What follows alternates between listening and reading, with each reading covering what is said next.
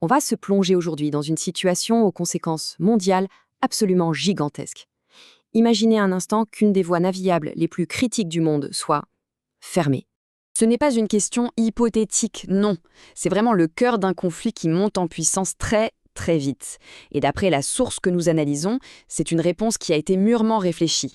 Pour bien saisir l'ampleur de la crise, il faut d'abord regarder son épicentre, le détroit d'Ormuz, et surtout comprendre pourquoi, du point de vue de l'Iran, il a été fermé.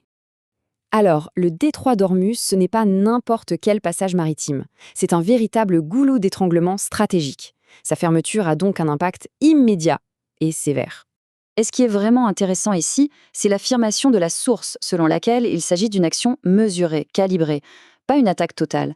L'objectif serait de forcer un changement de politique de la part des États-Unis. Passons maintenant au premier effet domino, le coût économique. Et comme le détaille l'analyse, il est ahurissant. L'impact, le plus direct, bien sûr, c'est sur l'énergie. Ce chiffre représente un déficit quotidien massif dans l'approvisionnement mondial en pétrole. C'est juste énorme. Au-delà du pétrole, les coûts militaires directs décrits sont eux aussi colossaux. Rien qu'un seul type de système de défense antimissile coûte plus d'1 milliard de dollars. Et là, on voit très bien comment les coûts s'enchaînent. C'est une cascade qui va bien au-delà du champ de bataille et qui touche les chaînes d'approvisionnement mondiales et les marchés financiers. Mais la crise n'est pas seulement économique, elle crée aussi les ondes de choc politique, mises en lumière par une démission de premier plan au sein même du gouvernement américain. La démission d'un responsable à un poste aussi clé s'envoie un signal très fort sur les dissensions internes. Ce n'est pas rien. Dans sa lettre, Joe Kent fait une déclaration directe et pour le moins explosive. Il accuse une campagne de désinformation menée par des responsables et des médias israéliens d'avoir déclenché la guerre. Donc le point crucial, selon le professeur Marandi, c'est que ce n'est pas juste une personne qui s'en va. C'est une preuve qui vient d'une source autorisée et qui contredit toute la prémisse du conflit. On passe maintenant au troisième effet domino. On va voir comment ce conflit s'étend militairement à travers les alliés régionaux de l'Iran.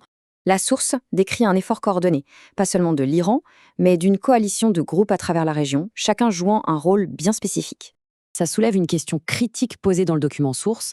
Comment le renseignement américain a-t-il pu si mal évaluer les capacités de l'Iran et la détermination de ses alliés? Au milieu de tout ce chaos, l'Iran a exposé un ensemble clair de conditions qui doivent être remplies avant que le détroit d'Ormuz ne soit rouvert. Attention, ce ne sont pas de simples appels à un cessez-le-feu. Ce sont des exigences pour un changement fondamental de l'architecture de sécurité de toute la région. Un dernier point qui est souligné, c'est la résilience de la population iranienne. La source la met en contraste avec les récits de dirigeants adverses qui, eux, se cacheraient dans des bunkers. Cela nous laisse avec une dernière pensée qui fait réfléchir. Étant donné les enjeux élevés pour toutes les parties concernées, la suite des événements reste dangereusement incertaine.